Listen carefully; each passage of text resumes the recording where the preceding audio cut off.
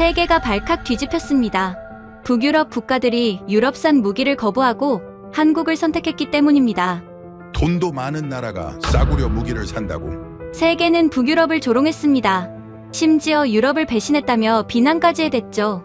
한국산 무기로는 절대 러시아를 막을 수 없다 라고 확신했기 때문입니다.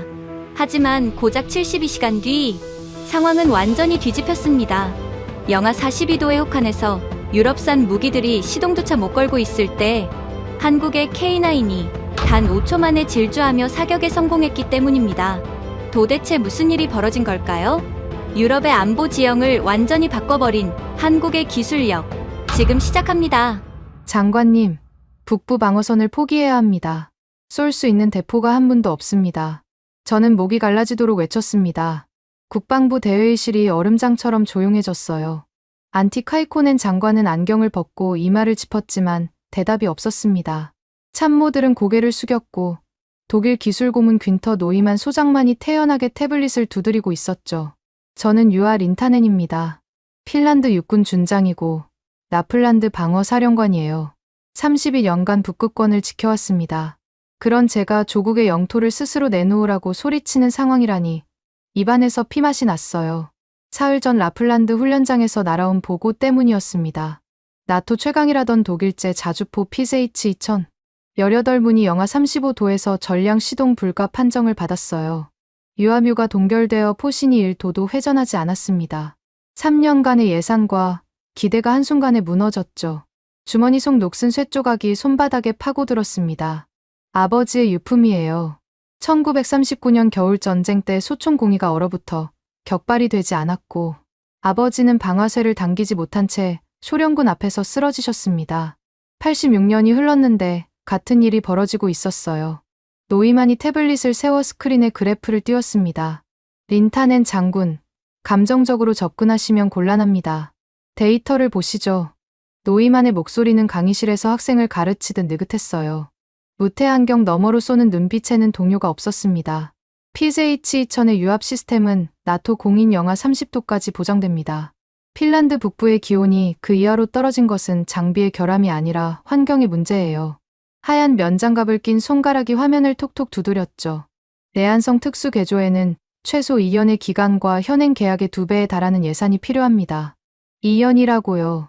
등골에 찬물이 쏟아지는 것 같았습니다. 국경 20km 밖에 러시아 기갑사단이 깔려 있는데 2년을 기다리라니요. 저는 참을 수가 없었어요.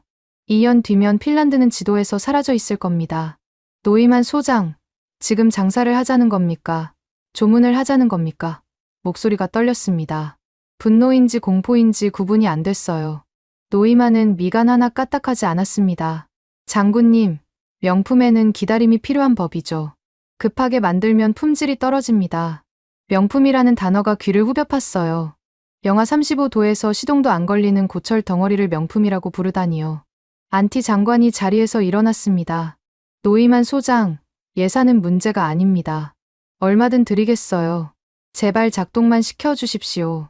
핀란드 국방장관이 외국 군인에게 고개를 숙이고 있었어요. 가슴이 쥐어짜이는 것 같았습니다. 노이만은 고급 야전상의 소매를 매만지며 느릿느릿 고개를 저었어요. 장관님, 돈의 문제가 아닙니다. 물리학의 문제죠. 여력학 법칙을 예산으로 바꿀 수는 없지 않습니까? 참모 한 명이 볼펜을 탁자에 내던졌습니다. 누군가 거친 숨을 내쉬는 소리가 들렸어요. 회의실 안공기가 시체처럼 차갑고 무거웠습니다. 그때 작전참모부의 젊은 소령이 손을 들었어요. 사령관님, 한 가지 대안이 있습니다. 회의실의 시선이 일제히 소령에게 쏠렸습니다. 한국산 K9 자주포입니다. 한국 측이 즉시 납품 가능하다는 의향을 밝혀왔습니다. 폴란드에서 이미 실전 배치 중이고 혹한기 데이터도 일부 확보돼 있습니다. 안티 장관의 반응은 즉각적이었어요. 한국 장관의 목소리에 비웃음이 섞였습니다. 독일제 벤츠가 못하는 걸 아시아산 트랙터가 해낸다고. 군사 장비를 삼성, 가전처럼 생각하는 건가? 참모들 사이에서 실소가 흘러나왔어요. 노이만도 입꼬리를 올렸습니다. 면장갑 낀 손으로 태블릿을 접으며 장관님 말씀이 맞습니다. 한국제는 스펙시트만 화려하지 실전 검증이 안 된 양산품이에요. 핀란드의 안보를 걸 수준이 못 됩니다라고 쐐기를 박았죠. 저도 솔직히 한국이라는 이름에 확신이 없었습니다. 제 커리어는 독일에서 시작됐어요. 함부르크 연방군사대학에서 포병교리를 배웠고 레오파드 전차 위에서 젊음을 보냈습니다. 독일의 기계공학이 세계 최고라는 것은 제 신념이었죠. 한국 무기라면 미군 장비의 복제품이라는 인상이 강했어요. 아버지를 죽인 것은 검증되지 않은 장비의 결함이었습니다. 같은 실수를 또 저지를 수는 없었어요. 하지만 그 순간 회의실 너머 복도 끝 통신실에서 긴급 보고가 올라왔습니다. 국경 초소의 음향 감지기가 포착한 진동 패턴이었어요. 러시아 T-90 전차의 엔진음입니다. 20km도 안 되는 거리에서 수십 대의 전차가 대기 중이라는 뜻이었죠. 보고서를 받아든 안티 장관의 손이 눈에 띄게 떨렸습니다. 노이만은 태블릿을 집어넣으며 이건 핀란드 내부 문제이니? 저는 이만 실례하겠습니다라고 말하더니 자리에서 일어섰어요. 심장이 바닥으로 꺼지는 느낌이었습니다. 돈을 퍼줘도 2년을 기다리라는 독일. 위기 앞에서 남의 일이라며 등을 돌리는 동맹국. 이게 우리가 믿어온 유럽이었습니까? 주머니 속 녹슨 공의를 다시 꽉 쥐었습니다. 손바닥에 녹냄새가 배었어요. 86년 전 아버지가 마지막으로 잡았을 소총의 차가움이 손끝에 전해지는 것 같았습니다. 선택지는 없었어요. 저는 안티 장관을 똑바로 쳐다봤습니다. 장관님, 고철이라도 좋습니다. 지금 당장 가져올 수 있는 건 전부 가져오게 해주십시오. 트랙터든 농기계든 영하 40도에서 시동이 걸리고 포탄이 나가기만 하면 됩니다. 장관은 한참을 말없이 저를 바라봤어요. 얼굴에 수치심과 분노와 공포가 뒤엉켜 있었습니다. 린타넨 장군. 장관의 목소리가 갈라졌어요. 만약 그 한국제가 고장나면 책임은 전부 당신이 지는 겁니다. 알겠습니까? 저는 대답 대신 녹슨 공의를 탁자 위에 올려놓았습니다. 86년 된 쇠조각이 참나무 탁자에 닿으며 작은 소리를 냈어요. 회의실에 있던 모든 사람이 그 소리를 들었습니다. 이미 한 번 졌습니다. 장비 타세요. 2번은 안 집니다. 그 말을 끝으로 서류에 펜을 그었어요. 한국행 긴급 요청 전문이 헬싱키를 떠난 것은 그날 밤 11시였습니다. 7,000km 밖 한 번도 가본 적 없는 나라에 조국의 운명을 맡기는 서명이었어요. 펜을 놓은 손이 한참 동안 떨렸습니다. 헬싱키 반타 공항 화물 터미널에 도착한 것은 서명 닷새 뒤였습니다. 새벽 4시 핀란드 공군 관제탑이 한국 공군 수송기 2대의 접근을 알려왔어요. 저는 안티 장관, 노이만, 실무진 20여 명과 함께 동이 트지 않은 활주로 옆에 서 있었습니다. 장관이 의전 행사를 준비시켰어요. 깃발, 군악대, 통역관까지 갖춰놨죠. 독일제를 들여올 때와 같은 격식이었습니다. 아무리 급한 대체품이라 해도 핀란드의 체면은 지켜야 한다는 게 장관의 논리였어요. C-130 수송기의 후방 램프가 내려가는 순간 기대와는 전혀 다른 광경이 눈에 들어왔습니다. K9 자주포 첫 번째 차체가 램프를 타고 미끄러져 나왔는데 옆에 주기되어 있던 독일제 PZH-2000의 매끈한 도장과 비교하니 차이가 너무 선명했어요. 공장에서 가출고된 신품이 아니었습니다. 한국군이 실제로 운용하던 물량을 급히 재도색한 것이 한눈에 보였어요. 포탑 옆면에 도장이 군데군데 벗겨져 있었고 차체 하부에는 투박한 용접 자국이 지렁이처럼 길게 이어져 있었습니다. 궤도에는 한국 흙이 아직 묻어 있었어요. 안티 장관의 얼굴이 돌처럼 굳었습니다. 린타넨 장군. 장관이 저를 불렀어요.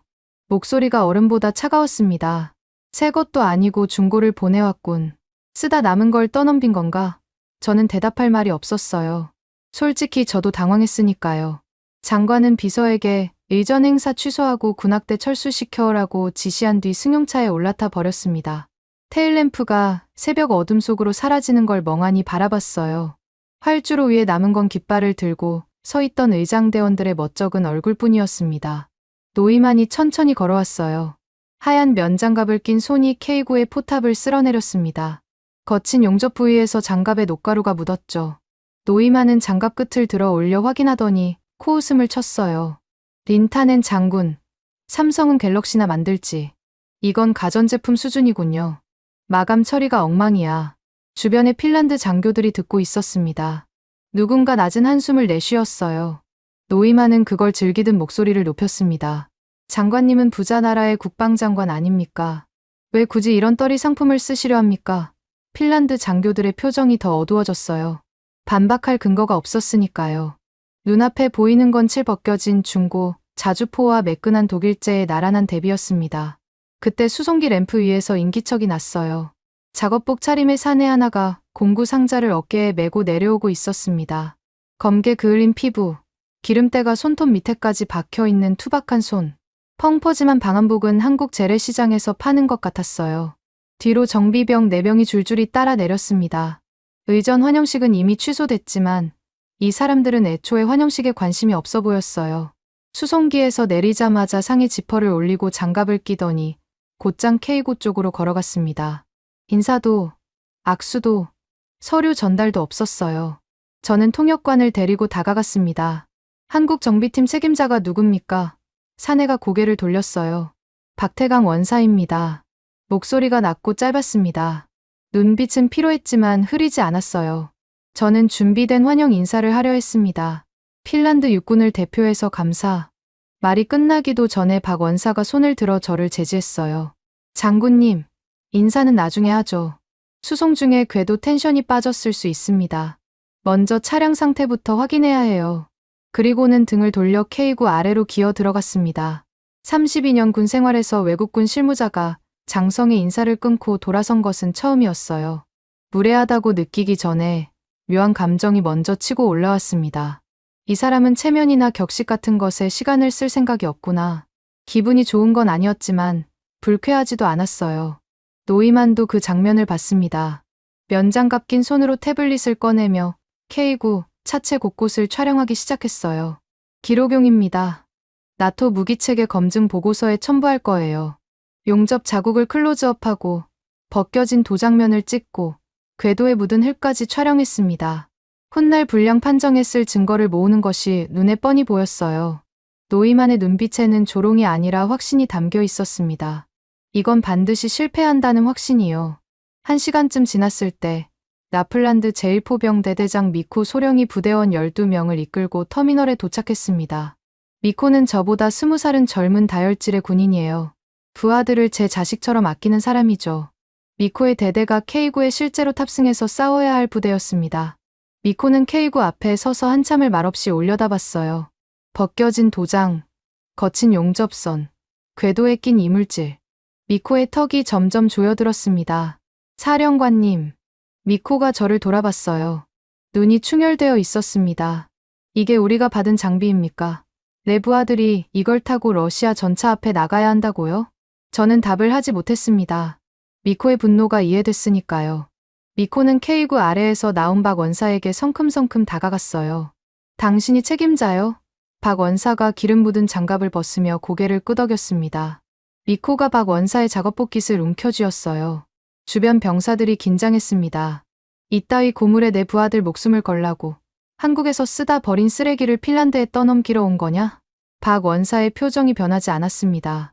분노도 당황도 없었어요.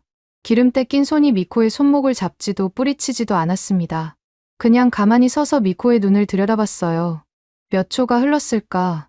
박 원사가 입을 열었습니다. 소령, 겉만 보고 판단하면 안 됩니다. 목소리에 힘을 주지 않았어요. 그런데 오히려 그 차분함이 미코의 기세를 눌렀습니다. 미코의 소나기가 미세하게 풀리는 것이 보였어요. 박 원사가 뒤돌아 K구 엔진룸 덮개를 열었습니다. 1000마력짜리 디젤 엔진이 드러났어요. 박 원사가 공구함에서 스패너를 꺼내 미코에게 던졌습니다. 미코가 반사적으로 받았어요.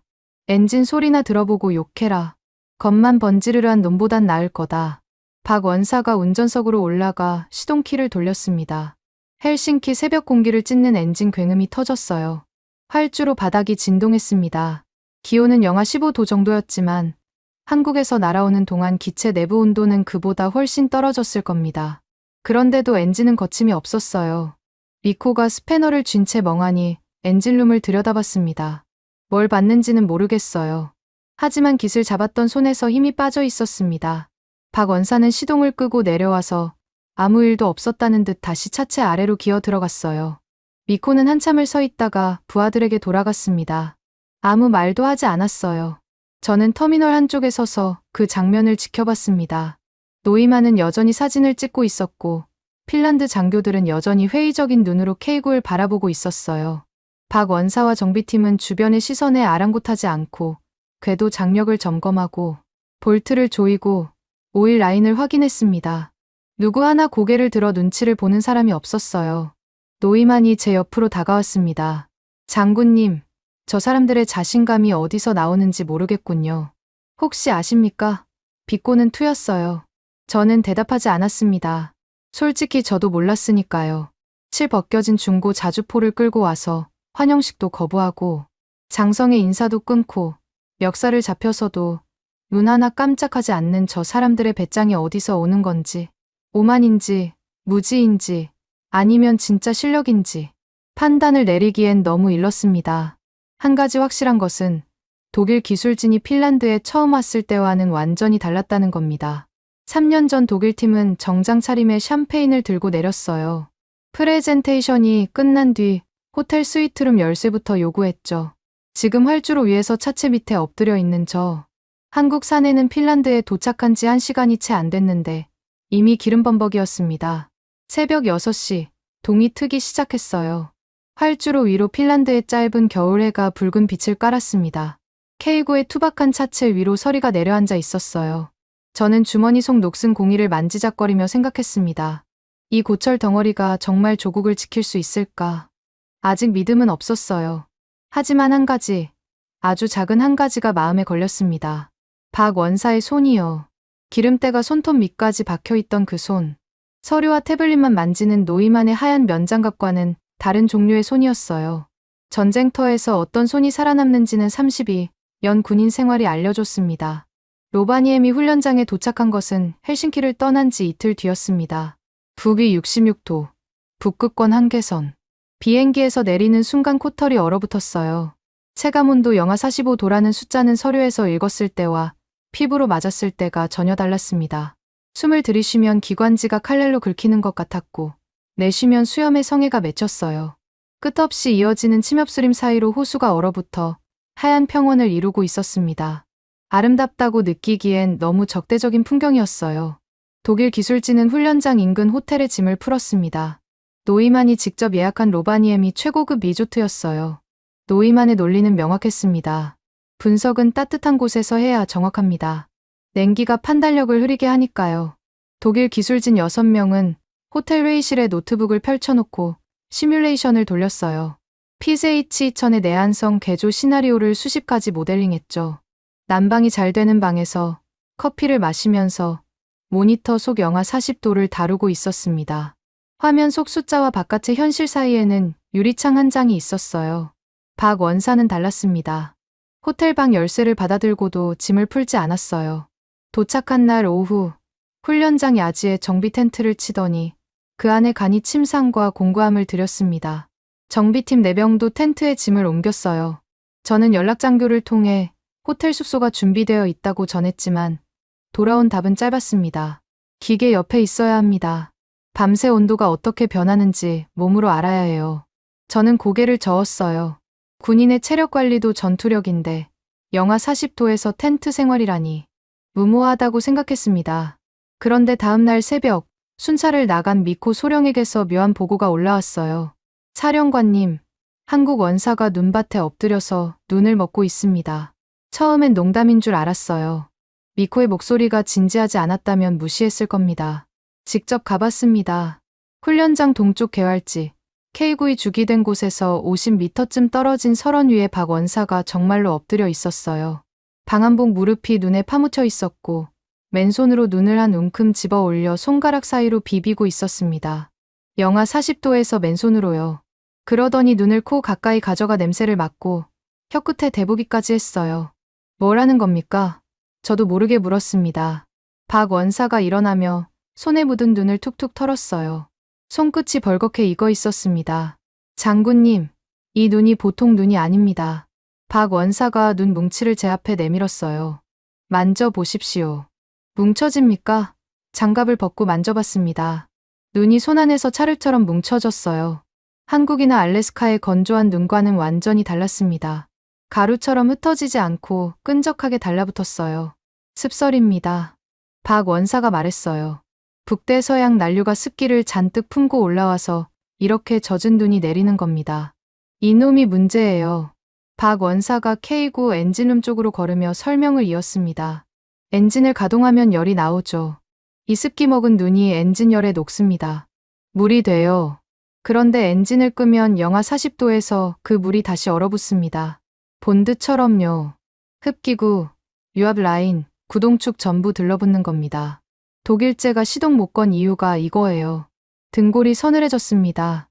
3년간 독일 기술진이 밝혀내지 못한 원인을 이 사람이 눈밭에 엎드려서 사흘 만에 찾아낸 겁니까? 노이만은 호텔에서 시뮬레이션 수백 가지를 돌리면서 환경의 문제라고만 했어요. 틀린 말은 아니었지만 환경이 구체적으로 뭘 하는지는 모른 채 숫자만 굴리고 있었던 겁니다. 박 원사는 숫자 대신 손가락으로 눈을 비볐어요. 혀끝으로 습도를 확인했습니다. 야만적이라고 할 수 있겠죠. 하지만 답을 찾은 쪽은 박 원사였습니다. 그날 밤부터 박 원사의 팀이 움직이기 시작했어요. 과학 담당 강혜원 대령이 박 원사의 현장 진단을 바탕으로 연료 혼합비와 오일 점도 데이터를 밤새 수정했습니다. 정비 텐트 안에 노트북 세대를 펼쳐놓고 계산기를 두드리는 강 대령 옆에서 박 원사는 K9 엔진룸의 상체를 파묻고 작업했어요. 맨손으로 오일 필터를 뜯어냈습니다. 영하 40도에서요. 금속에 피부가 달라붙을 수 있는 온도입니다. 박 원사의 손가락에는 오래된 동상 흉터가 여러 개 있었어요. 처음 난 상처가 아니라는 뜻이었죠.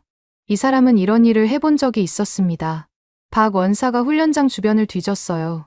핀란드군이 버린 양철 드럼통 2개를 찾아왔습니다. 금속 가위로 양철을 잘라 얇은 판을 만들더니 K9 흡기구 위에 덧대기 시작했어요. 비스듬한 각도로 용접해서 눈이 쌓이지 못하고 미끄러져 내리게 만드는 구조였습니다.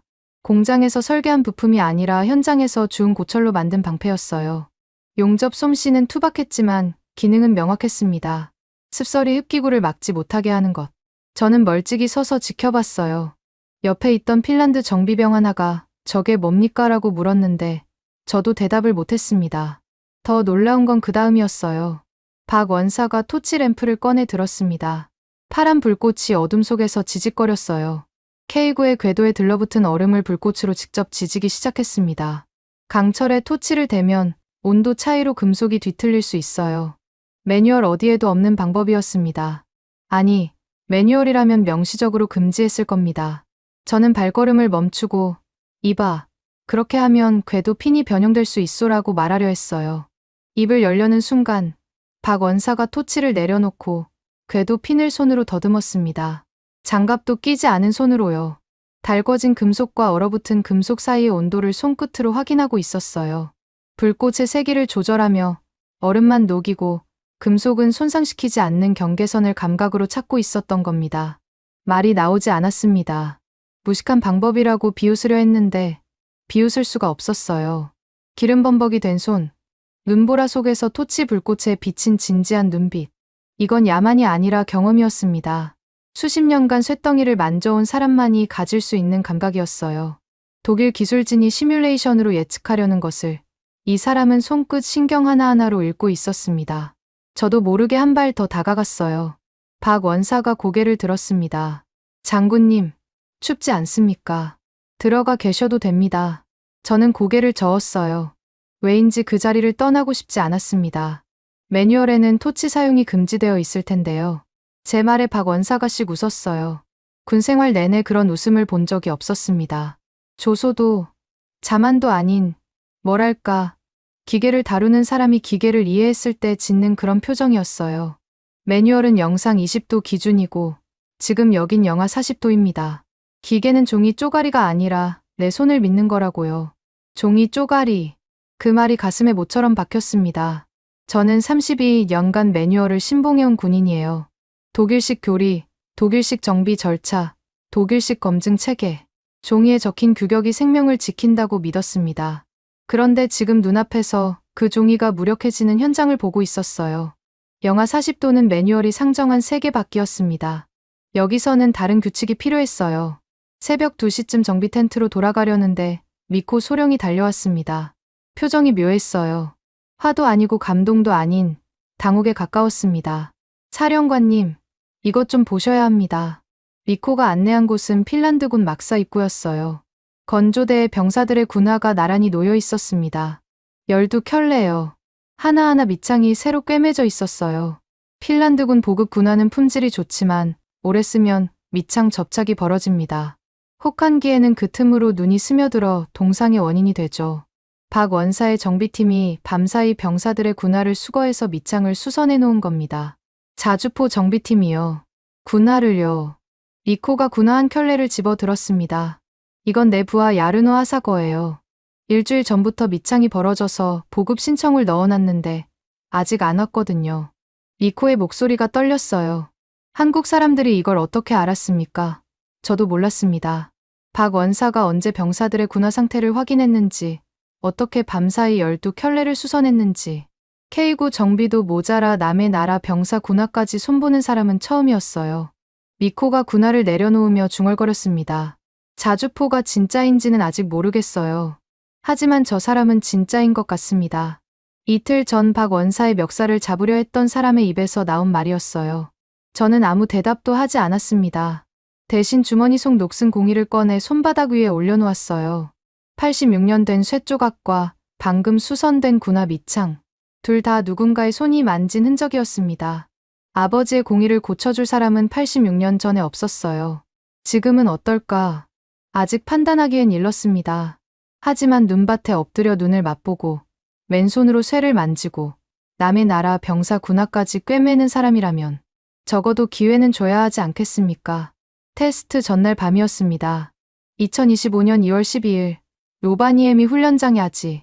기온은 영하 38도까지 떨어져 있었고 내일 새벽에는 영하 40도 아래로 내려갈 거라는 예보가 나왔어요.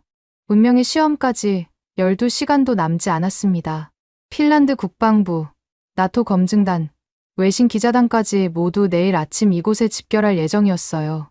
K9의 시동을 걸지 못하면 끝입니다. 한국산 도입 결정은 백지화되고 저는 조국의 영토를 내놓아야 할 판이었죠.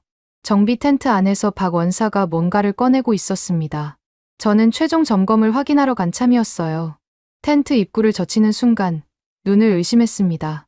박 원사의 손에 들린 것은 정밀 공구가 아니었어요. 빨간색 전열기구였습니다. 코일이 돼지꼬리처럼 감겨있는 한국 시골 비닐하우스에서 물탱크 데울 때 쓰는 그 물건이었어요. 돼지꼬리 히터.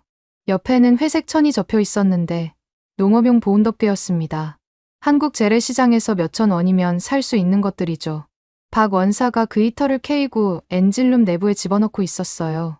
보온덮개는 엔진 블록 전체를 감싸듯 두르고 있었습니다. 박 원사, 그게 뭡니까? 저도 모르게 물었어요. 박 원사가 고개를 돌리지 않고 대답했습니다. 예열기입니다. 예열기라고요. 수억 원짜리 자주포 엔진룸에 농기구를 꽂아 넣는 걸 예열이라고 부르는 겁니까? 독일 팀이 가져온 자동 예열 시스템은 전용 히팅 패드와 온도 센서, 자동 순환 펌프가 결합된 1억 원짜리 장비였어요. 노이만이 나토 공인 규격이라며 자랑하던 그 시스템이 옆 경납고에 고스란히 놓여 있었습니다. 박 원사는 그걸 쳐다보지도 않았어요. 대신 재래시장 히터를 엔진에 꽂아 넣고 농업용 천으로 엔진을 감싸고 있었습니다. 강혜원 대령이 텐트 안쪽에서 노트북 화면을 들여다보며 말했어요. 장군님, 원리는 단순합니다. 밤새 엔진룸 내부 온도를 영상으로 유지하면 유압유가 동결되지 않습니다. 독일제 자동 예열기는 외부 센서가 얼어붙으면 시스템 자체가 멈추는 구조예요. 센서가 죽으면 히터도 꺼진다는 뜻이죠. 돼지꼬리 히터는 전기만 들어오면 그냥 뜨거워집니다. 센서고 뭐고 없어요. 꽂으면 끝입니다. 기술적으로 틀린 말은 아니었어요.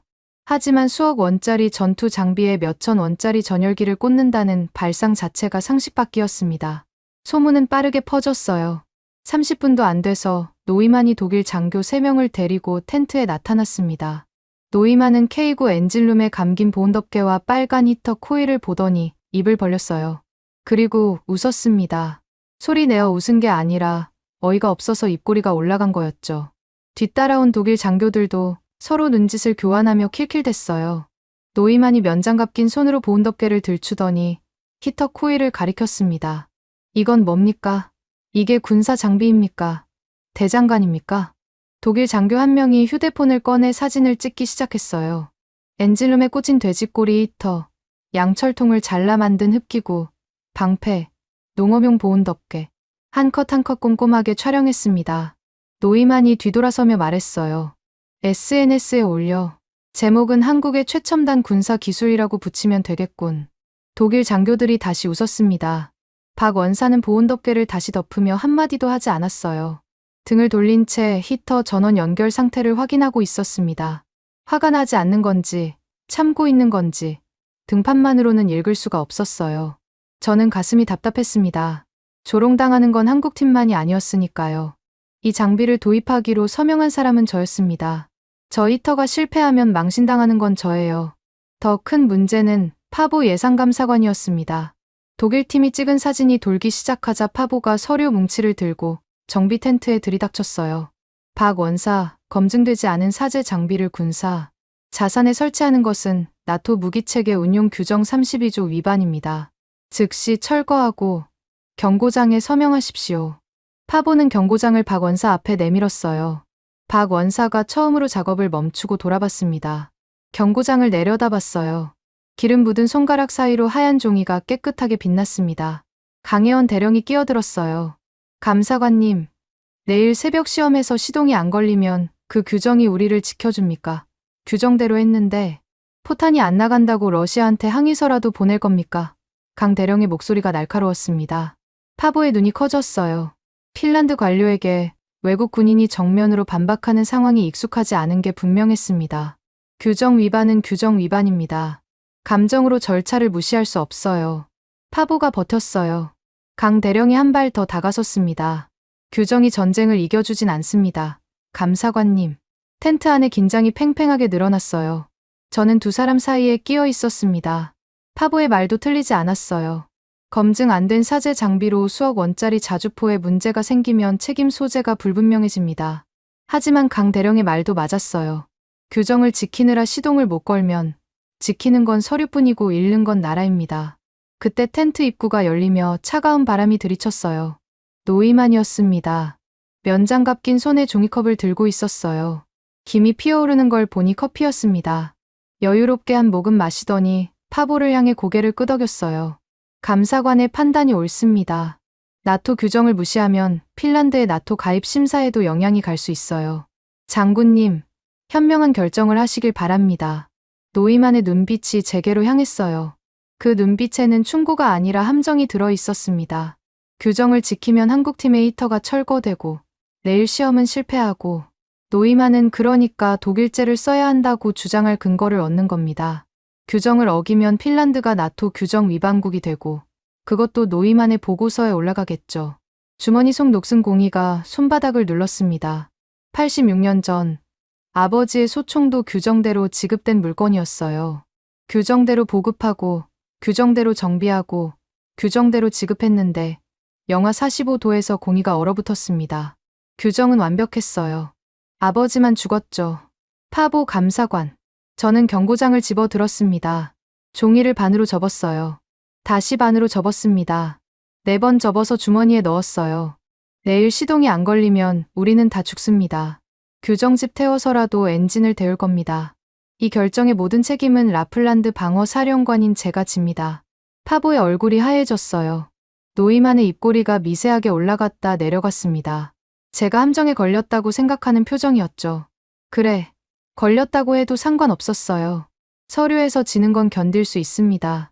부하들 앞에서 한 발도 못 쏘고 지는 건 견딜 수 없었어요. 강 대령이 살짝 고개를 숙여 인사했습니다.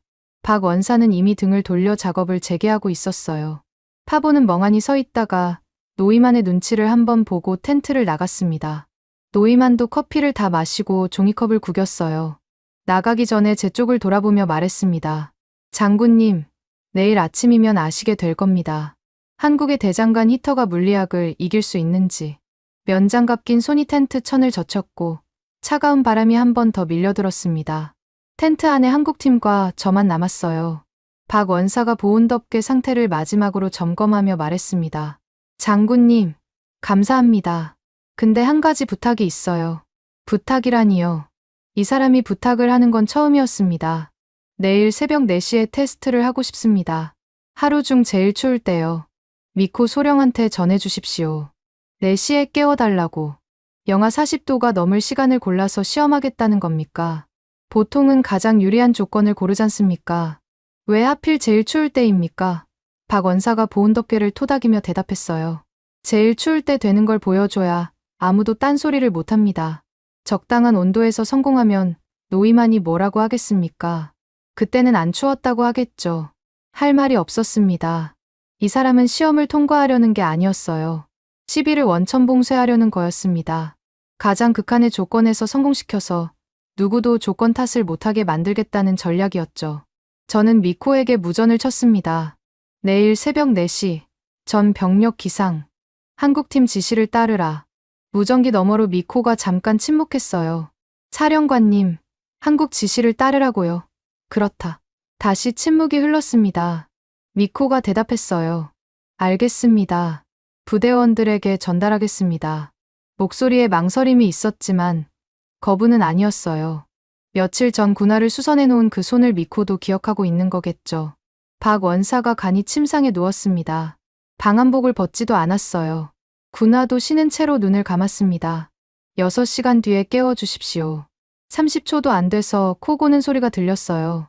내일 자신의 커리어와 한국의 명예가 걸린 시험을 앞두고 이 사람은 돌처럼 잠들었습니다.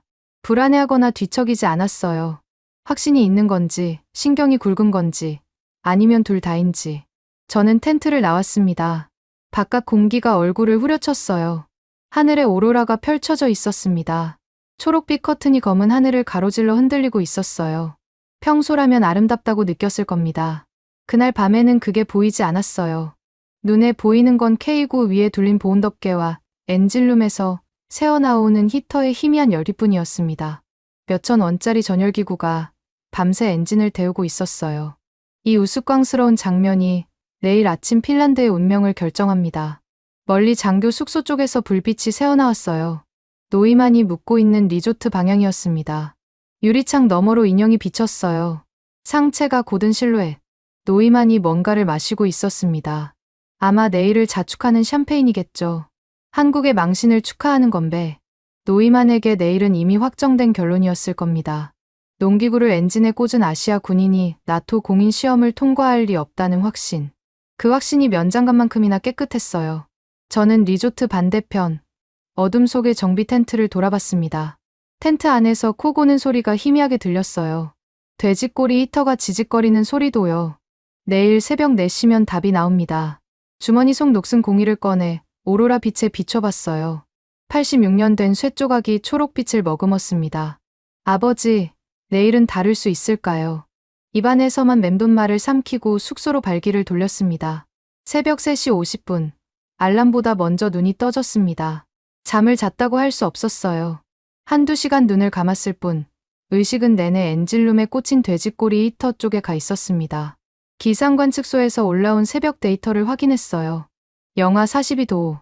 박 원사가 원한 대로 하루 중 가장 잔인한 시간이 왔습니다. 군화끈을 조이는데 손가락이 떨렸어요. 추위 때문이 아니었습니다. 오늘 시동이 걸리지 않으면 끝이에요. 한국산 도입은 백지화되고 노이만의 조건을 그대로 삼켜야 합니다. 그 사이 러시아 전차는 국경 밖 20km에서 한 발짝도 물러나지 않겠죠. 숙소 문을 열자 코끝이 칼로 베이는 것 같았어요. 영하 42도는 서류 위의 숫자가 아니라 숨 쉬는 것 자체가 전투인 온도였습니다. 훈련장에 도착하니 이미 사람들이 모여 있었어요. 국방부 관계자 20여 명, 나토 검증단, 외신 기자 10수명, 안티 장관도 와 있었습니다. 성공하면 공을 가져가고 실패하면 제 목을 치려는 거겠죠. 노이만은 독일 장교들과 함께 관람석 최전열의 자리를 잡았어요. 면장갑 낀 손에 태블릿을 들고 이미 결과를 알고 있는 사람의 여유로 서 있었습니다. 먼저 독일제 PZH-2000의 시연이 시작됐어요. 독일 기술진이 40분 전부터 자동 예열 시스템을 가동했습니다. 1억 원짜리 히팅 패드, 온도 센서, 순환 펌프가 연결된 정밀 장비였죠. 예열 표시 등이 녹색으로 바뀌었고 조종수가 시동 버튼을 눌렀습니다. 엔진이 끙하고 신음을 냈어요. 한 번, 두 번, 세 번. 크랭킹 소리가 점점 약해졌습니다. 디스플레이에 빨간 글씨가 떠올랐어요. 시스템 저온 에러. 40분간 예열했는데도 유압유가 풀리지 않은 겁니다. 노이만의 얼굴에 처음으로 당혹이 스쳤어요. 찰나였지만 놓치지 않았습니다. 40분이 지나고 50분이 지나도 PZH-2000은 꿈쩍하지 않았어요. 결국 독일 기술진이 시험 포기를 선언했습니다. 노이만이 관람석에서 일어나 기자단 쪽으로 걸어가며 입을 열었어요. 오늘의 기호는 장비 설계 범위를 벗어난 극단적 조건입니다. 이 결과를 일반화하는 것은 비과학적. 해명이 채 끝나기도 전에 무전기에서 짧은 목소리가 튀어나왔습니다. 점화. 박원사였어요. 한마디. 그것뿐이었습니다. 모든 시선이 K9 쪽으로 쏠렸어요. 회색 보온 덮개가 아직 엔진 위에 걸쳐져 있었고 양철통으로 만든 흡기구, 방패가 투박하게 붙어 있었습니다. 바로 그 순간 K9의 배기구에서 검은 연기가 터졌습니다. 1000마력 디젤 엔진의 굉음이 영하 42도의 공기를 찢었어요. 5초였습니다. 시동 버튼을 누른 지 5초 만에 엔진이 걸렸어요. 독일제가 40분 넘게 예열하고도 실패한 그 기온에서 K9는 5을 세기도 전에 살아났습니다. 정비팀이 보온덮개를 걷어냈어요. 엔진룸에서 뜨거운 열기가 피어올라 하얀 수증기 기둥을 만들었습니다. 돼지꼬리 히터가 밤새 데워놓은 열이었어요. 몇천 원짜리 전열기구가 1억 원짜리 자동 예열 시스템을 이긴 겁니다. 기자단 사이에서 탄성이 터졌어요. 하지만 시작에 불과했습니다. 시동은 첫 번째 관문이었을 뿐, 진짜 시험은 사격이었어요. K9의 출발 지점으로 이동했습니다. 3km 전방 설원 위에 표적 5개가 세워져 있었어요.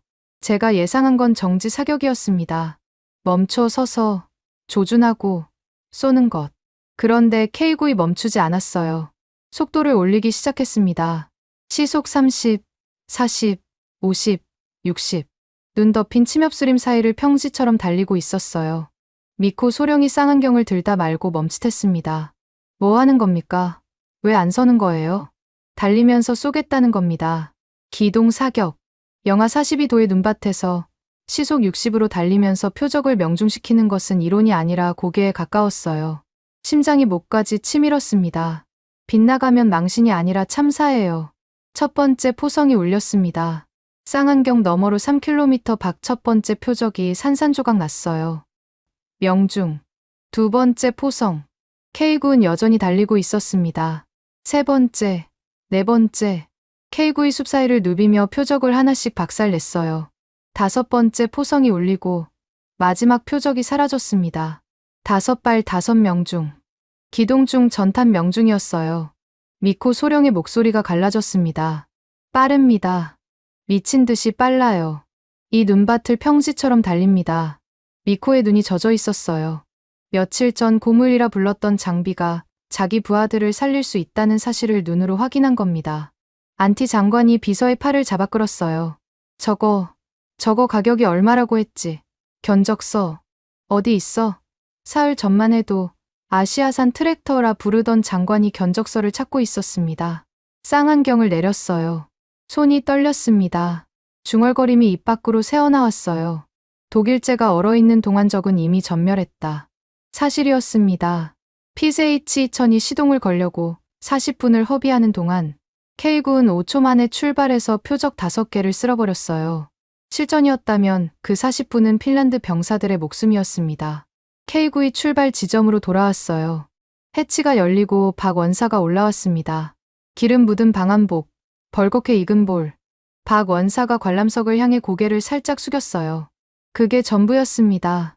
만세를 부르거나 주먹을 쥐어 올리지 않았어요. 담담하게 해치를 타고 내려와 엔진룸 점검을 시작했습니다. 독일 기술진이 실패했을 때 노이만은 즉시 변명을 늘어놓았어요. 기온이 설계 범위를 초과했다. 비과학적이다. 말이 많았습니다. 박 원사는 성공하고도 말이 없었어요. 결과가 대신 말했으니까요. 노이만이 관람석에서 내려왔습니다. 독일 장교들을 데리고 차 쪽으로 걸어갔어요. 한 번도 뒤돌아보지 않았습니다. 기자가 마이크를 들이밀었어요. 노이만이 걸음을 멈추지 않은 채 대답했습니다. 하나의 시연이 기술적 우위를 증명하지 않습니다. 목소리에 평소에 자신감이 없었어요. 면장갑 낀 손가락이 미세하게 떨리고 있었습니다. 추위 때문이 아니었어요. 미코 소령이 박 원사에게 뛰어갔습니다. 며칠 전 멱살을 잡으려 했던 손으로 박 원사의 양 어깨를 움켜쥐었어요. 뭔가를 말하려 했지만 말 대신 이마를 박 원사의 어깨에 박았습니다. 박 원사가 어색하게 미코의 등을 2번 두드렸어요. 그 장면에서 눈을 돌려야 했습니다. 가슴이 너무 뜨거워져서 제 표정이 어떻게 되고 있는지 통제가 안 됐거든요. 주머니에서 녹슨 공이를 꺼냈어요. 손바닥 위에 올려놓고 한참을 들여다봤습니다. 86년 전 이 쇠조각이 얼어붙었을 때 아버지 곁에는 고쳐줄 사람이 없었어요. 오늘 같은 추위 속에서 이 투박한 기계는 살아남았습니다. 몇천 원짜리 히터와 양철통 방패와 기름 낀 손이 해낸 일이었어요. 공이를 다시 주머니에 넣었습니다. 훈련장 위로 핀란드의 짧은 겨울해가 올라왔어요. K9의 포신 위에 성해가 내려앉아 반짝거렸습니다. 투박하고 칠벗겨진 그 철덩이가 이 순간만큼은 전장에서 가장 아름다운 것처럼 보였어요. 환호가 채 가시기도 전이었습니다. 하늘이 변했어요. 10분 전까지 맑았던 북극의 하늘이 낯빛으로 뒤집어졌습니다. 바람의 방향이 바뀌더니 기온이 오히려 올라갔어요. 영하 42도에서 영하 28도로. 반가운 게 아니었습니다. 기온이 갑자기 오르면 습기를 머금은 대기가 폭설을 쏟아낸다는 뜻이거든요. 기상장교가 무전으로 외쳤어요. 블리자드 경보 발령. 100년 만의 규모입니다. 시야 확보 불가. 전 인원 대피 권고.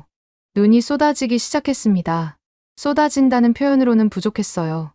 하늘에 구멍이 뚫린 것처럼 하얀 덩어리가 수평으로 날아왔습니다. 3미터 앞이 보이지 않았어요.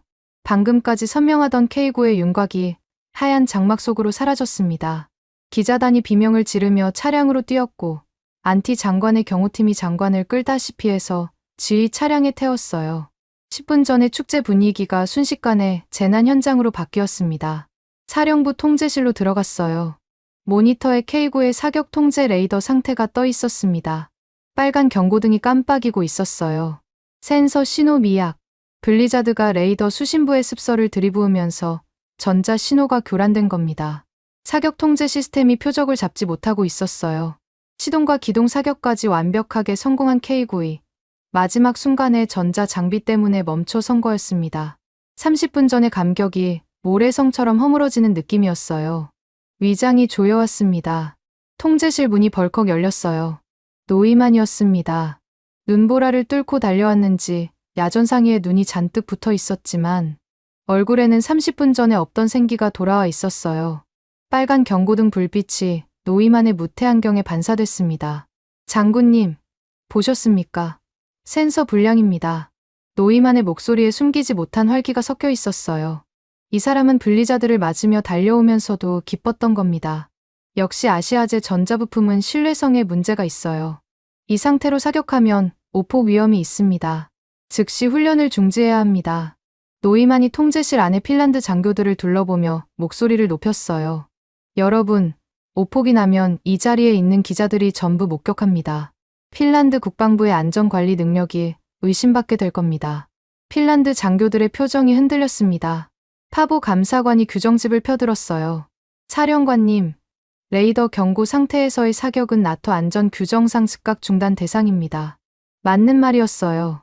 참모 한 명이 중단이 맞습니다라고 했고 다른 참모도 고개를 끄덕였습니다. 분위기가 급속히 기울고 있었어요. 노이만의 얼굴에 여유가 돌아왔습니다. 1시간 전 사라졌던 자신감이 완벽하게 복원돼 있었어요. 이 블리자드가 노이만에게는 구원이었던 겁니다. K9의 시동 성공도, 기동 사격 명중도, 센서 불량 하나로 전부 뒤집을 수 있다고 계산한 거죠. 저도 흔들렸습니다. 솔직히 인정해야 해요. 손이 통제 패널 위 중단 버튼 쪽으로 움직이고 있었습니다. 여기서 멈추면 오늘의 성공은 남습니다. 깔끔한 승리로 끝낼 수 있어요. 더 밀어붙이다가 오폭이라도 나면 모든 게 물거품이 되죠. 노이만이 제 시선을 읽었는지 한 발 다가서며 말했어요. 장군님, 현명한 판단을 하실 때입니다. 지금까지의 성과만으로도 충분합니다. 달콤한 퇴로를 제시하고 있었습니다. 손가락 끝이 버튼 표면에 닿으려는 순간이었어요. 무전기에서 지직거리는 소리와 함께 목소리가 흘러나왔습니다. 장군님, 박 원사였어요. K9 내부에서 송신하고 있었습니다. 전쟁 날 때 날씨 봐가며 통제실이 얼어붙었어요. 노이만의 입꼬리가 멈췄습니다. 박 원사의 목소리가 이어졌어요. 전자 장비 다 끄겠습니다. 수동으로 쏘겠어요. 수동 사격. 디지털 조준 시스템을 끄고 아날로그 핸들로 포탑을 돌리고 사람의 눈과 계산으로 쏘겠다는 뜻이었습니다. 앞이 3미터도 안 보이는 블리자드 속에서요. 노이만이 무전기를 낚아챘어요. 멈추시오. 레이더 없이 쏘는 건 자살행위야. 이건 과학이 아니라 도박이라고. 노이만의 목소리가 처음으로 갈라졌습니다. 조롱이 아니라 진짜 경악이었어요. 장군님, 지금 당장 저 사람을 막으십시오. 사고가 나면 나토 합동조사가 들어옵니다. 핀란드의 나토 가입 절차 자체가 위험해질 수 있어요. 노이만이 통제실을 나가려 했습니다. 핀란드 장교 2명이 따라 움직였어요. 동요가 번지고 있었습니다. 문 앞에서 돌아서며 노이만이 말했어요. 나는 이 이상의 시험을 나토 검증단으로서 승인할 수 없습니다. 훈련장을 이탈하겠어요. 모든 시선이 제게 쏠렸습니다. 중단 버튼 위에 있던 제 손이 멈춰 있었어요. 노이만의 경고도, 파보의 규정도, 참모들의 우려도 전부 일리가 있었습니다. 합리적으로 생각하면 여기서 멈추는 게 정답이었어요. 하지만 무전기 너머 박 원사의 말이 귓가에서 떠나지 않았습니다. 전쟁 날 때 날씨 봐가며 실전에서 블리자드가 오면 러시아 전차가 기다려줍니까? 센서가 죽으면 항복합니까? 규정집에는 답이 없는 질문이었어요. 주머니 속 녹슨 공이가 손바닥을 눌렀습니다. 아버지의 소총도 규정대로 지급된 물건이었어요. 정상 조건에서는 완벽하게 작동했겠죠. 문제는 전쟁이 정상 조건에서 벌어지지 않는다는 겁니다. 영하 45도, 블리자드, 센서 고장, 이런 것들이 실전이에요. 여기서 물러서면 K군 좋은 날씨에만 쏠 수 있는 장비로 기록됩니다. 노이만이 원하는 게 바로 그거였어요. 중단 버튼에서 손을 뗐습니다. 노이만 소장, 나가고 싶으면 나가십시오. 시험은 계속합니다. 노이만의 눈이 커졌어요. 파보 감사관이 입을 벌렸지만 저는 돌아보지 않았습니다. 무전기를 잡고 송신했어요. 박 원사, 허가한다. 수동 사격을 진행하라. 무전기 너머로 짧은 대답이 돌아왔습니다. 알겠습니다. 허가가 떨어지기만을 기다리고 있었다는 듯 즉각적이었어요. 노이만이 문고리를 잡은 채 멈춰섰습니다. 나가겠다고 했지만 발이 떨어지지 않는 것 같았어요. 몇 초간의 침묵 끝에 노이만은 문고리에서 손을 떼고 통제실 구석으로 물러났습니다. 팔짱을 끼고 모니터를 등졌어요. 보고 싶지 않으면서도 보지 않을 수 없는 거였죠. 눈은 화면을 향하고 있었습니다. 저도 모니터 앞에 섰어요. 블리자드 속에 묻힌 K9의 위치가 GPS 점 하나로 깜빡이고 있었습니다. 통제실 안에 모든 사람이 숨을 멈추고 그 점을 응시했어요. 이 점 하나에 핀란드의 운명을 또 한 번 걸었습니다. 통제실 모니터 위에 GPS 점이 움직이기 시작했습니다. 박 원사가 K9를 전진시키고 있었어요. 블리자드 속으로요. 통제실의 모든 사람이 숨을 참았습니다. 모니터 옆 보조 화면에 K9 내부 통신 채널이 열려 있었어요. 음성만 들렸습니다. 박 원사의 목소리가 먼저 나왔어요. 전자 장비 전부 끈다. 화면 꺼. 그리고 뚝, 뚝, 뚝. 디지털 디스플레이가 하나씩 꺼지는 소리가 통제실까지 전해졌습니다. 사격 통제 컴퓨터, 탄도 계산기, 레이더 연동 조준기, K9의 두뇌에 해당하는 장비들이 차례로 죽었어요. 모니터에 표시되던 K9의 시스템 상태 아이콘이 하나씩 회색으로 변했습니다. 마지막 아이콘이 꺼졌을 때 K9는 눈과 귀를 스스로 닫은 상태가 됐어요. 칠흑 같은 블리자드 속에서 전자 장비 하나 없이 오로지 기계식, 핸들과 사람의 감각만으로 싸우겠다는 선언이었습니다. 노이만이 통제실 구석에서 중얼거렸어요. 미쳤어. 완전히 미쳤어. 면장갑 낀 손이 팔짱 속에서 파르르 떨리고 있었습니다. 통신 채널에서 미코 소령의 목소리가 들렸어요. 미코가 K9에 탑승해 있었습니다. 원사님, 좌표 불러주십시오. 우리가 계산하겠습니다. 며칠 전 박 원사의 멱살을 잡으려 했던 미코가 지금은 수동 사격 재원 산출을 자청하고 있었어요. 박 원사가 대답했습니다. 방위각 232, 안각 0.32, 풍속 보정좌 0.5. 숫자가 담담하게 흘러나왔어요. 컴퓨터가 자동으로 계산하던 것을 사람이 머릿속에서 굴리고 있었습니다. 미코가 받아 적으며 되물었어요. 풍속 보정좌 0.5. 확인. 장전 완료. 두 사람의 호흡이 맞아 들어가고 있었습니다. 일주일 전만 해도 말도 섞지 않던 두 나라 군인이 블리자드 속 쇳덩이 안에서 하나의 포반이 되어 있었어요. 박 원사가 기계식 수동 핸들을 잡았습니다. K9의 포탑이 유압이 아닌 사람의 힘으로 회전하기 시작했어요. 기어가 맞물리는 금속 소리가 통신 채널로 전해졌습니다. 디지털 화면이 전부 꺼진 K9 안에서 박 원사가 의지할 수 있는 건 포탑 옆에 새겨진 눈금자와 자신의 감각뿐이었어요. 34년간 포를 만져온 손가락의 기억, 바람 소리만으로 풍향과 풍속을 읽는 귀, 화약 냄새와 기온으로 탄도를 가늠하는 직감. 데이터시트가 아니라 몸에 새겨진 경험이었습니다. 첫발 간다. 박 원사의 목소리는 평소와 다르지 않았어요. 식당에서 밥 나온다고 말하는 것 같은 톤이었습니다. 쾅. 통제실 창문이 진동했어요. 첫 번째 포성이 블리자드를 뚫고 울렸습니다. 모니터를 붙들고 관측 드론 화면을 기다렸어요. 블리자드 때문에 드론 영상도 흔들리고 있었습니다. 하얀 눈보라 사이로 아무것도 보이지 않았어요. 1초, 2초, 3초. 통제실 안에 공기가 굳었습니다.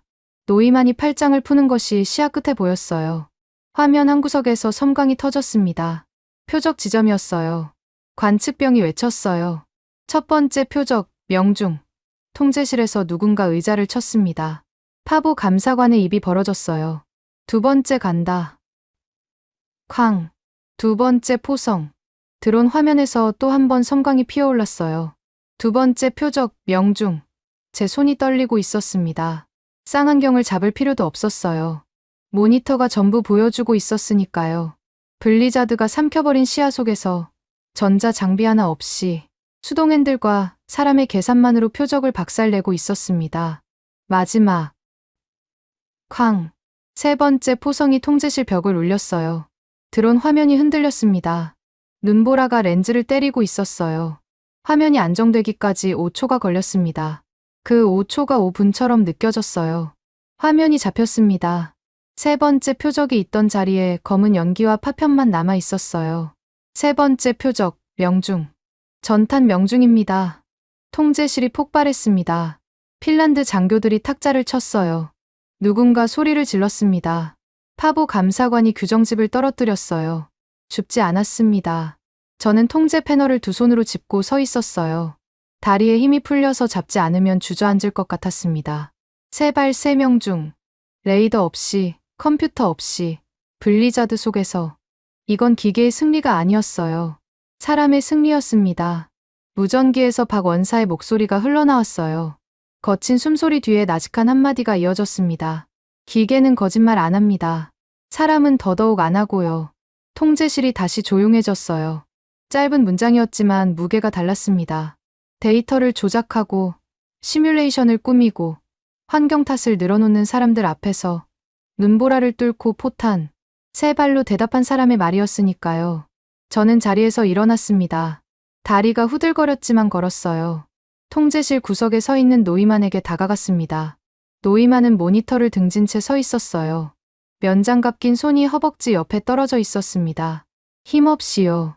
저는 노이만의 눈을 똑바로 들여다봤어요. 무태 안경 너머의 눈이 초점을 잃고 있었습니다. 독일어로 말했어요. 함부르크에서 배운 노이만이 가장 잘 알아듣는 언어로. 봤나? 노이만, 저게 진짜 기술이야. 얼어 죽지 않는 기술. 당신네 명품은 박물관으로 보내쇼. 우린 전쟁터에 나갈 거니까. 노이만의 입술이 달싹거렸어요. 반박을 준비하는 건지, 삼킨 말을 되씹는 건지. 결국 아무 소리도 나오지 않았습니다. 30년간 나토 무기 체계를 심사하며 단 한 번도 반론에 굴복하지 않았던 사람이 침묵하고 있었어요. 노이만이 고개를 떨궜습니다. 면장갑을 벗었어요. 오른손, 왼손. 항상 맨손을 드러내지 않던 사람이 손가락 하나하나를 장갑에서 빼냈습니다. 하얀 면장갑 한 쌍을 쥐어짰어요. 그리고 통제실 문을 열고 눈보라 속으로 나갔습니다. 장갑이 눈밭 위에 패대기 쳐졌어요. 하얀 천 위에 눈이 쌓이기 시작했습니다. 노이만의 자존심이 묻히는데 30초도 걸리지 않았어요. 뒤에서 안티 장관의 목소리가 들렸습니다. 언제 통제실에 들어왔는지 몰랐어요. 장관이 비서의 어깨를 붙잡고 소리치고 있었습니다. 전량 구매해. 의회 승인이고 뭐고 나중에 받아. 지금. 당장 한국 측에 연락해. 사흘 전 벤츠가 안 되는데 아시아산 트랙터가 되겠냐던 장관이었어요. 지금은 의회 절차까지 무시하며 매달리고 있었습니다. 비서가 허둥지둥 전화기를 꺼내는 모습이 눈에 들어왔지만 저는 더 이상 그쪽을 보지 않았어요. 통제실 문 밖으로 나갔습니다. 블리자드가 여전히 몰아치고 있었어요. 눈밭 위에 노이만의 면장갑이 반쯤 묻혀 있었습니다. 그 너머로 K9의 포신이 눈보라 사이로 희미하게 보였어요. 주머니 속 녹슨 공이를 쥐었습니다. 86년 전 아버지의 소총은 추위 앞에서 침묵했어요. 오늘 이 기계는 추위를 뚫고 포효했습니다. 기계만 다른 게 아니었어요. 기계 뒤에 있는 사람이 달랐습니다. 2026년 2월 2일 헬싱키 원로원 광장에 깃발이 펄럭이고 있었습니다. 핀란드, 스웨덴, 노르웨이, 대한민국, 네 나라의 국기가 나란히 걸려 있었어요. 이틀 뒤면 이 광장에서 북극성 동맹 공식 출범식이 열립니다. 핀란드가 주도하고 북유럽 3국이 참여하는 K9 기반 방산협력체 8개월 전만 해도 상상할 수 없었던 풍경이에요. 저는 광장 한쪽 벤치에 앉아 손안에 작은 상자를 만지작거리고 있었습니다. 안에는 녹슨 소총 공이가 들어 있었어요. 86년간 제 주머니에 있던 아버지의 유품. 오늘 이것을 누군가에게 건네려고 합니다. 리본을 매는 손이 떨렸어요. 군인이 선물 포장을 해본 적이 있어야죠. 가장자리가 삐뚤어졌지만 다시 매지 않았습니다. 투박한 게 어울리는 사람이니까요. 국경지대의 소식이 아침마다 올라오고 있었어요. 사흘 전 최종 확인된 첩보였습니다. 러시아군이 핀란드 국경 배치 전력을 30km 후방으로 물렸어요. 20km 밖에서 엔진 소리를 울리던 T-90 전차들이 스스로 빠진 겁니다. 한 발의 포탄도 쏘지 않았어요. 전쟁 없이 평화를 지켜낸 거였습니다. 국경선에 도열한 K9 48분의 존재만으로요. 직접 보고 왔습니다. 3일 전 라플란드를 방문했어요. 국경 초소에서 20km 후방 방어선까지 K9 48분이 위풍당당하게 도열해 있었습니다. 차체마다 핀란드어로 모우칼이라는 이름이 새겨져 있었어요. 대형 망치라는 뜻이죠. 투박한 이름이 이 기계에 딱 맞았습니다. 한 가지 달라진 것이 있었어요. 정비하는 손이 바뀌었습니다. 한국 정비팀이 아니라 미코 소련과 핀란드 병사들이 엔진룸을 열고 오일 라인을 점검하고 있었어요. 흡기구에 덧댄 양철 방패의 용접 상태를 확인하고 보온 덮개를 두르고 돼지꼬리 히터의 전원을 체크했습니다. 박 원사에게 배운 그대로였어요. 미코가 저를 발견하고 뛰어왔습니다. 경례 자세가 8개월 전과 달랐어요. 멱살을 잡으려 달려들던 다혈질 소령의 그림자는 없었습니다. 사령관님, 오늘 아침 영하 38도에서 전 차량 시동 확인 완료했습니다. 소요 시간 평균 7초. 미코의 목소리에 자부심이 가득했어요. 박 마스터가 가르쳐준 방식 그대로입니다. 마스터. 미코가 박 원사를 부르는 호칭이었어요. 소령이 원사를 마스터라고 부르는 군대는 세상 어디에도 없을 겁니다. 하지만 이 호칭만큼 정확한 표현도 없었어요. 그날 오후 예상하지 못한 손님이 왔습니다. 스웨덴 육군 사령관과 노르웨이 합참 작전본부장이 헬기 2대를 타고 라플란드에 내렸어요. 두 나라 장성이 아무 사전 통보 없이 국경 방어선을 직접 찾아온 겁니다. 저는 급히 영접을 나갔어요. 스웨덴 사령관이 헬기에서 내리자마자 쌍안경을 들었습니다. K9 48분이 늘어선 방어선을 이 끝에서 저 끝까지 훑었어요. 노르웨이 본부장이 옆에서 K9 한 대에 다가가 궤도를 손으로 만졌습니다. 칠이 벗겨지고 용접 자국이 거친 그 궤도를요. 스웨덴 사령관이 쌍안경을 내리며 제게 말했어요. 린타넨 장군, 러시아가 물러난 게 이것 때문입니까? 저는 고개를 끄덕였습니다. 사령관이 노르웨이 본부장과 눈을 마주쳤어요. 본부장이 먼저 입을 열었습니다. 우리도 이걸로 통일합시다. 스칸디나비아 전체를요. 스웨덴 사령관이 바로 동의했어요. 내일 국방장관에게 보고하겠습니다. 도입 절차를 즉시 개시해야 합니다. 핀란드 한 나라의 선택이 북유럽 전체의 결정으로 번지는 순간이었어요.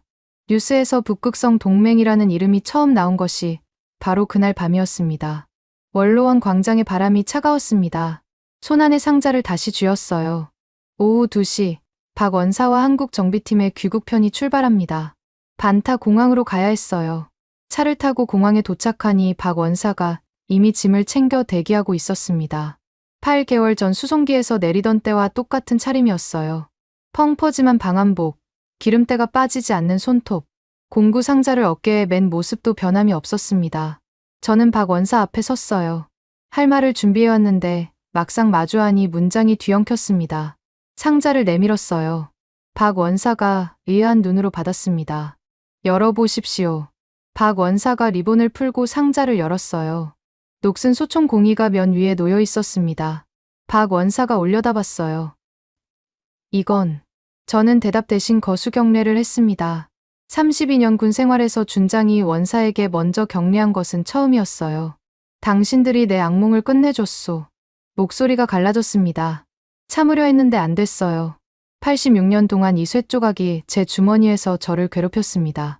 장비가 얼어붙으면 사람이 죽는다는 공포. 그 악몽을 당신이 끝냈어요. 가져가 주십시오. 박 원사가 공의를 손바닥 위에 올렸습니다. 기름 낀 손가락이 녹슨 표면을 천천히 더듬었어요. 한참을 말없이 들여다봤습니다. 장군님. 박 원사가 공의를 조심스럽게 상자에 넣으며 말했어요. 잘 간직하겠습니다. 그리고 씩 웃었습니다. 다음에 오면 사우나나 같이 합시다. 핀란드 사우나가 그렇게 좋다면서요. 이 사람은 끝까지 일했어요. 86년의 트라우마를 넘겨받고도 무겁게 굴지 않았습니다. 사우나라니요. 저도 모르게 웃음이 터졌어요. 가슴이 뻥 뚫리는 것 같았습니다. 박 원사가 공구 상자를 다시 어깨에 메고 탑승구로 걸어갔어요. 등이 멀어졌습니다. 투박하고 기름 냄새 나고 영하 40도에서도 맨손으로 쇠를 만지던 그 등판이요. 화려하지 않았어요. 연설도, 악수 세리머니도, 기자회견도 없었습니다. 온 것처럼 조용히 갔어요. 비행기 문이 닫혔습니다. 공항을 나오는 길에 헬싱키 시내를 지나갔어요. 차창 너머로 시내 중심과 전광판이 보였습니다. 핀란드어 한 줄이 빛나고 있었어요. 키이토스 코리아. 고마워요. 한국. 운전병이 전광판을 가리키며 사령관님, 저거 보십니까? 라고 했습니다. 봤어요. 봤는데 대답을 할 수가 없었어요. 목이 막혀서요. 7,000km 떨어진 나라에서 칠벗겨진 중고 자주포를 끌고 온 사람들이었습니다. 환영식도 거부하고 장성의 인사도 끊고 역사를 잡혀서도 눈 하나 깜짝하지 않았어요. 눈밭에 엎드려 눈을 맞보고 맨손으로 얼어붙은 궤도를 지지고 남의 나라 병사 군화를 밤새 꿰매던 사람들. 몇천 원짜리 히터와 양철통 방패와 기름, 낀 손으로 콧대 높은 북유럽 부자 나라의 편견을 깨부순 사람들이었어요. 그 투박한 진심이 유럽에서 가장 강력한 안보 동맹을 만들어냈습니다. 전광판의 불빛이 차창에 비쳤어요. 주머니에 손을 넣었습니다. 텅 비어 있었어요. 86년간 그 자리를 차지하던 쇠조각이 없었습니다. 이상하게도 주머니가 가벼운 게 아니라 가슴이 가벼웠어요. 악몽이 끝난 자리에 빈 주머니가 남았습니다. 그리고 그 빈자리를 채우는 한 문장이 머릿속에 떠올랐어요. 가장 추운 곳을 지키는 가장 뜨거운 친구. 그런 나라가 7,000km 밖에 있었습니다. 지금까지 여러분의 영원한 말동무, 감동을 더하다 였습니다. 세계를 놀라게 한 대한민국. 다음 영상에서도 계속됩니다. 좋은 하루 되세요.